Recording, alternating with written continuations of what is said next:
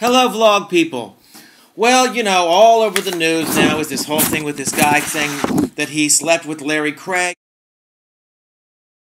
in this really humiliating sexual experience in 1987 when Larry Craig took him actually to his house and there was this whole encounter, and it's in the Village Voice, and it's going to be everywhere else, and, you know, it's basically another...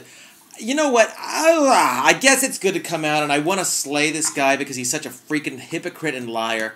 But what really upsets me is, you know what? I don't want these people to be gay. I don't want Larry Craig to be gay. I don't want somebody who's some sort of right-wing conservative homophobe who's against all human rights and equal rights for everyone to turn out to be gay. It's not good. It's like, why are you going to pick, you know, somebody who's in the wrong... Why would you, like, choose some Hitler or whatever, a murderer, and say, you know what, I want you to be in my camp. I'm going to show that you're in my camp. I don't want you in my camp. Here's where I think it comes from. You know, it's like people who... It's like the whole priest issue.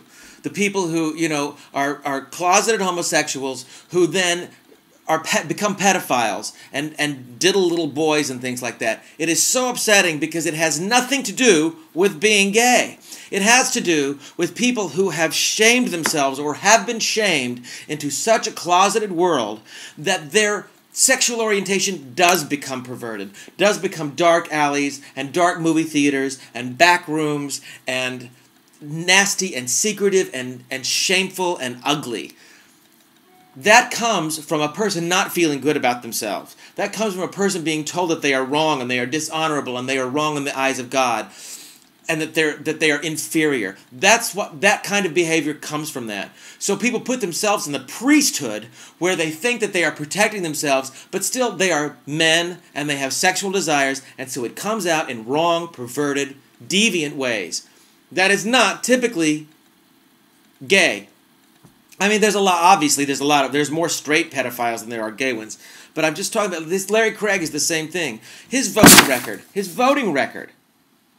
Constitutional ban, he said yes on a constitutional ban for same-sex marriage. No on adding sexual orientation to the definition of hate crimes. Like, that was a problem for him. That there are gay bashings and that he didn't want to add sexual orientation as part of a hate crime. No on expanding hate crimes to include sexual orientation. That's twice. No on setting aside 10% of highway funds for minorities and women. Yes on ending special funding. Oh, yes on ending special funding for minority and women-owned businesses.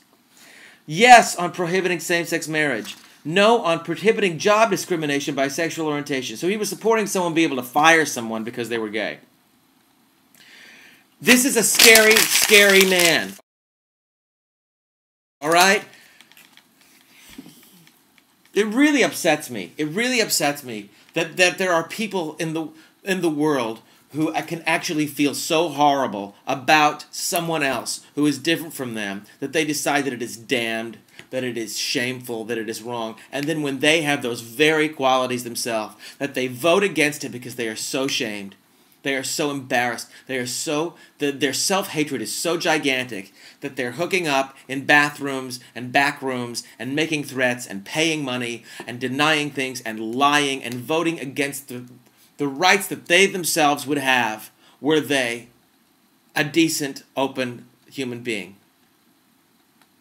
Everything that we are is about the quality of life that we have, the choices that we make, how we treat other people, and how we expect to be treated. I don't want to be dragging somebody like Larry Craig out. I do want to drag them out because you need to stop voting against equal rights for people. That needs to end. So I guess I'm for it in that way, but I just find the self-hatred and the shame involved in it so upsetting and so sad. And I find that people who stand on a Bible as a platform and say that something is inferior, or that, you know what phrase I hate the most? Love the sinner, hate the sin.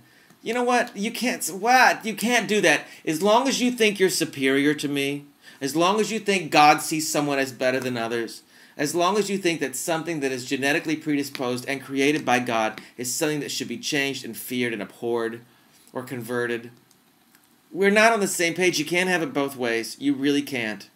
You either believe in equality, and you believe that a person is judged, whether you call it by God or by karma or by fellow human man, by their actions, by the way they conduct their lives. Because you know who is really the scariest in all this? The children of these people who are taught to hate and judge. That's who gets the sad end of the stick. Fortunately, today, in our world right now, even children who are products of those kinds of environments grow up and say, "What? Huh? What are you talking about?"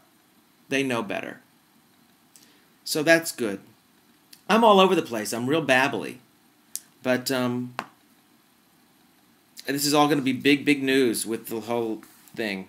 And he went on with Matt Lauer and professed, oh, jeez. Can't people just be themselves? I guess not. Anyway, give me your thoughts. Let me know what you think about all this. You don't have to agree with me. All right. Do something wonderful for somebody today.